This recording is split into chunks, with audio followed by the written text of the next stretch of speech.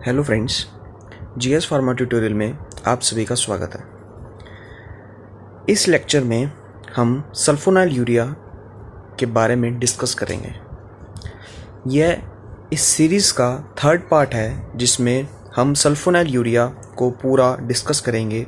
इससे पहले वाले पार्ट में हमने एंटी डायबिटिक ड्रग और उसकी क्लासिफिकेशन को कवर करा था। लेक्चर के एंड में हम एक आज से क्वेश्चन पूछेंगे जिसका आपको आंसर कमेंट बॉक्स में देना होगा। तो चलिए शुरू करते हैं। सल्फोनाइल यूरिया दो चीज़ों में, दो जनरेशन में क्लासिफाइड करी गई है, फर्स्ट जनरेशन में और सेकंड जनरेशन में। फर्स्ट जनरेशन में ड्रग आ जाती है टोलब्यूटामाइड, सेकंड जनरेशन में ड्रग आ जाती है ग्लाइपिजाइड, ग्लाइक्लाजाइड और ग्लाइबेनक्लामाइड। फॉर मोर इन्फॉर्मेशन एक बात नोट कर लेना कि ग्लाइबेनक्लामाइड का ही दूसरा नाम होता है ग्लाइब्यूराइड।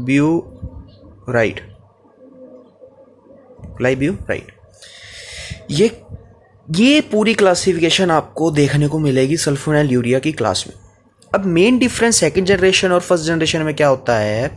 सेकंड जनरेशन की जितनी भी मेरी ड्रग्स हैं सेकंड जनरेशन में, वो ज़्यादा पोटेंट होती हैं फर्स्ट जनरेशन से। यही फ़र्क आपको सेकंड जनरेशन और फर्स्ट जनरेशन में देखने को मिलेगा। तो अब हमें सल्फोनाइल यूरिया का मेन मैकेनिज्म ऑफ एक्शन समझना है कि सल्फोनाइल यूरिया कैसे अपना काम करती है और कैसे वो इंसुलिन के रिलीज को बाहर निकाल देती है। क्योंकि हमने ये चीज़ पढ़ी थी कि सल्फोनाइल यूरिया उस क्लास की ड्रग है जो इंसुलिन के रिलीज को इंक्रीज करती हैं। तो हमें बस उसका मैकेनिज्म ऑफ एक्शन ही ध्यान में रखना है। इस लेक्चर में हम ओनली मैकेनिज्म ऑफ एक्शन को ऐसे समझाएंगे, लेकिन जो हमारा अगला पार्ट होगा, जो हमारा नेक्स्ट पार्ट होगा, जो हमारी नेक्स्ट वीडियो होगी, उसमें हम पूरे मैकेनिज्म को एक डायग्रामेटिकली वे में समझाएंगे कि सल्फोनाइल यूरिया कैसे अपना मैकेनिज्म ऑफ एक्शन शो करती है। तो इसमें क्या होता है, सल्फोनाइल यूरिया एंड मैग्लिटिनाइड्स, मैंने ये भी बताया था कि सल्फोनाइल यूरिया मैग्लिटिनाइड दोनों का सेम मैकेनिज्म ऑफ एक्शन होता है। ये दोनों क्या करती हैं? ये दोनों एटीपी सेंसिटिव पोटेशियम चैनल को ब्लॉक कर देती हैं। ये क्या होता है कि हमारा जो बीटा सेल्स है, क्या है हमारा जो यहाँ पे बीटा सेल्स होता है, ये देखो आपको इतना तो पता है कि अंदर तो पोटेशियम का लेवल ज़्यादा होता है और बाहर सोडियम का लेवल ज़्यादा होता है। तो क्या होता है, बाहर से अंदर पोटेशियम आता है और बाहर से अंदर सोडियम आता है और अंदर से बाहर पोटेशियम जाता है। नॉर्मली क्या होता है कि अंदर से बाहर पोटेशियम जाता है नॉर्मली, लेकिन ये ड्रग क्या करती हैं, उस चैनल को ब्लॉक कर देती हैं जिससे पोटेशियम जो है वो बाहर ना जा सके। जब पोटेशियम बाहर नहीं जा सकेगा तो अंदर का जो मेम्ब्रेन पोटेंशियल होगा वो पॉजिटिव की तरफ बढ़ता जाएगा, क्योंकि अंदर के अंदर पॉजिटिव का अमाउंट बढ़ता जा रहा है। जब अंदर के अंदर पॉजिटिव का अमाउंट बढ़ता जा रहा है तो आपको डीपोलराइजेशन स्टेट में पहुंच जाओगे। जब डीपोलराइजेशन स्टेट में पहुंच जाओगे तो उससे क्या होगा, डीपोलराइजेशन स्टेट में पहुंच जाने के बाद जो आपके डीपोलराइजेशन सेंसिटिव कैल्शियम चैनल होते हैं वो ओपन हो जाने की वजह से आपके जो वेसल्स होंगे वो आपके मेम्ब्रेन के साथ फ्यूज हो जाएंगे।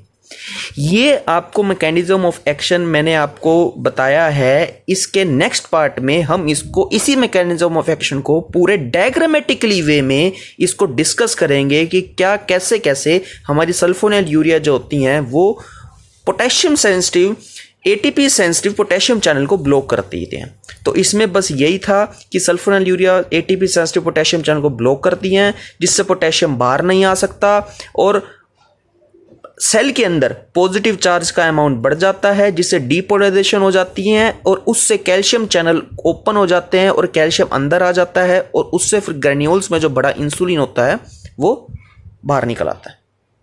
ये पूरा है इसका मैकेनिज्म ऑफ एक्शन। इस मैकेनिज्म ऑफ एक्शन को मैं बार बार रिपीट कर रहा हूं कि इस मैकेनिज्म ऑफ एक्शन को हम अगले वीडियो में देखेंगे कि डायग्रामेटिकली वे में देखेंगे कैसे एक्ट करता है। अब इसके आ जाते हैं साइड इफेक्ट की बात। साइड इफेक्ट सल्फोनेलयूरिया के क्या होते हैं कि सबसे पहला साइड इफेक्ट होता है कोलेस्टेटिक जॉन्डिस। कोलेस्टेटिक जॉन्डिस का मतलब क्या होता है कि जो हमारी लीवर से बाइल डक्ट चलती है उस बाइल डक्ट में कुछ ऑब्स्ट्रक्शन आ जाती हैं। जब वो ऑब्स्ट्रक्शन आ जाती हैं तो बाइल हमारा प्रॉपर तरीके से फ्लो नहीं हो पाता, तो जो बाइल डक्ट में जो ऑब्स्ट्रक्शन आ जाती हैं उसी को ही हम कोलेस्टेटिक जॉन्डिस कहते हैं। जॉन्डिस मतलब उस बाइल के फ्लो में कुछ ना कुछ रुकावट आ जाना। जॉन्डिस जो होता है वो बहुत तरीके का होता है। कोलेस्टेटिक जॉन्डिस जिसको हम ऑब्स्ट्रक्टिव जॉन्डिस भी कह देते हैं, जिगलर नाटा जॉन्डिस भी होता है, बहुत सारे मेरे जॉन्डिस के टाइप्स होते हैं। तो उसमें से एक टाइप होता है कोलेस्टेटिक जॉन्डिस का, जिसका मीनिंग होता है obstruction in the excretion of the bile. And the second side effect is that ये क्या करता है, जो सल्फोनेलयूरिया क्या करता है कि जो हमारे ये पीसीटी है, पीसीटी से फिर आगे लूप ऑफ हेनले है, ये क्या करता है, ये ग्लूकोज का एक्सक्रीशन करवा देता है यूरिन में। जब ये ग्लूकोज का एक्सक्रीशन करवा देता है यूरिन में तो फिर हमारी पीसीटी के द्वारा यही ग्लूकोज हमारा दोबारा से रीएब्जॉर्ब्ड हो करके फैट की फॉर्म में स्टोर हो जाता है। जब यही ग्लूकोज रीएब्जॉर्ब्ड होके फैट की फॉर्म में स्टोर हो जाता है तो हमारे जो पेशेंट होते हैं वो और मोटे होने लगते हैं।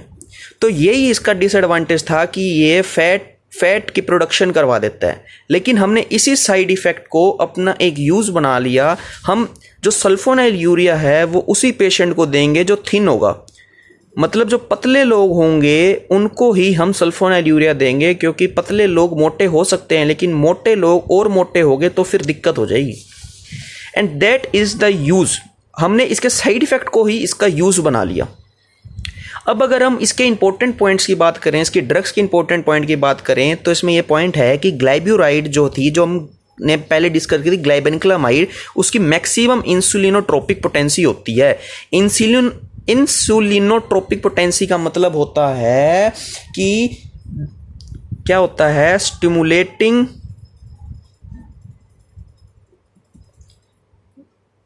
The production of insulin. तो इसका मतलब यह हुआ कि यह इंसुलिन की ज़्यादा प्रोडक्शन करवाएगी ग्लाइब्यूरेट, और टोलब्यूटामाइड क्या करवाती है, लीस्ट करवाती है। एक पॉइंट इसका यह भी आ जाता है कि एक ड्रग हमारी एक और थी मिटिग्लिनाइट की। मिटिग्लिनाइट एक दूसरी सल्फोनेलयूरिया थी जो अभी तक जापान में ही अप्रूव्ड हुई है। तो यही इसके दो पॉइंट्स थे सल्फोनेलयूरिया के बारे में। इसका पूरा मैकेनिज्म ऑफ एक्शन क्या था, इसके क्या पॉइंट्स थे। यहाँ पे आपका सल्फोनेलयूरिया पूरा खत्म होता है, लेकिन ध्यान रहे कि अगली वीडियो में इसका पूरा मैकेनिज्म ऑफ एक्शन डायग्रामेटिकली वे में पूरा आपको समझाया जाएगा। And the question of the day is that कि आपको यह बताना है कि वर्ल्ड हीमोफीलिया डे कब सेलिब्रेट किया जाता है।